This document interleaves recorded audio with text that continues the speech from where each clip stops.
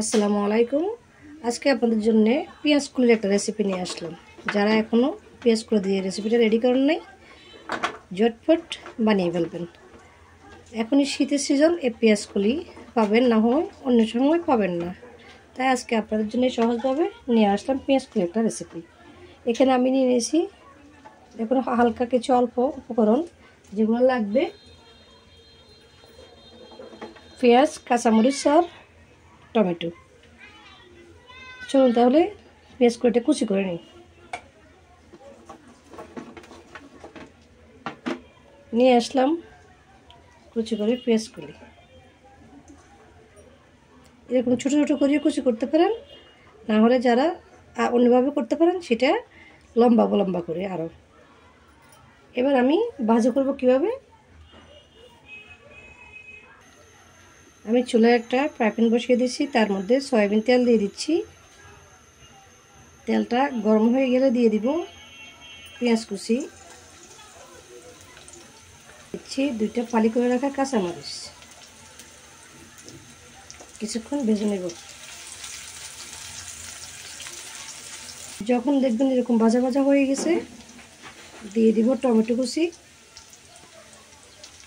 সাথে একটা দিয়ে দিব ডিম, দিয়ে দিচ্ছি লবণ, দিয়ে দিচ্ছি হলুদের গুঁড়ি, সামান্য লাল মরিচের গুঁড়ি। যারা জাল খান তারা জাল বাড়িয়ে দিতে পারেন, না হয় দিবেন না। কিছুক্ষণ ভেজে নেব।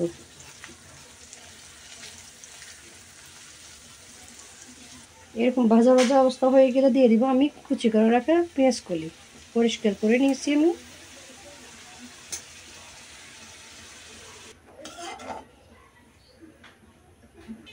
মিক্স করে দেওয়ার পর আমি ঢাকনা দিয়ে ঢেকে দিচ্ছি। কিছুক্ষণ পর ফিরে আসব। তাহলে চলে আসলাম আমি কিছুক্ষণ পর। ঢাকনাটা উঠিয়ে নিচ্ছি। সুন্দর একটা কালার হয়ে গেছে। একটু মিক্স করে দিচ্ছি, আর সিদ্ধ হয়েছে কিনা দেখে নিচ্ছি। এখনো সিদ্ধ হয়নি, আরও একটু সিদ্ধ হবে। লবণটা দেখে নিচ্ছি, লবণটা ঠিক আছে। আমি আবারও কিছুক্ষণ সিদ্ধ হওয়ার জন্য ডেকে দিচ্ছি,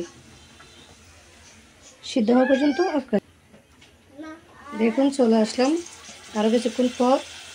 পেঁয়াজ কলিটা এতক্ষণ সিদ্ধ হয়ে গেছে, একেবারে সিদ্ধ হয়ে গেছে। এই ভাজিটার মধ্যে কিন্তু কোনো রকম পানি দিবেন না, পানি দিলে পেঁয়াজ কলির স্বাদ চলে যাবে। এবার আমি চুলা থেকে নামিয়ে নিচ্ছি। নিয়ে আসলাম আমার পেঁয়াজ কলি ভাজি। এত যে টেস্ট হয়, এভাবে ভাজি করে দেখবেন। আপনাদের কাছে এই পেঁয়াজ কলি ভাজিটা কেমন লাগলো অবশ্যই জানাতে ভুলবেন না। আজকে রেসিপিটা এখানে শেষ করে বিদায় নিচ্ছি। সবাই ভালো থাকবেন। আল্লাহ হাফেজ।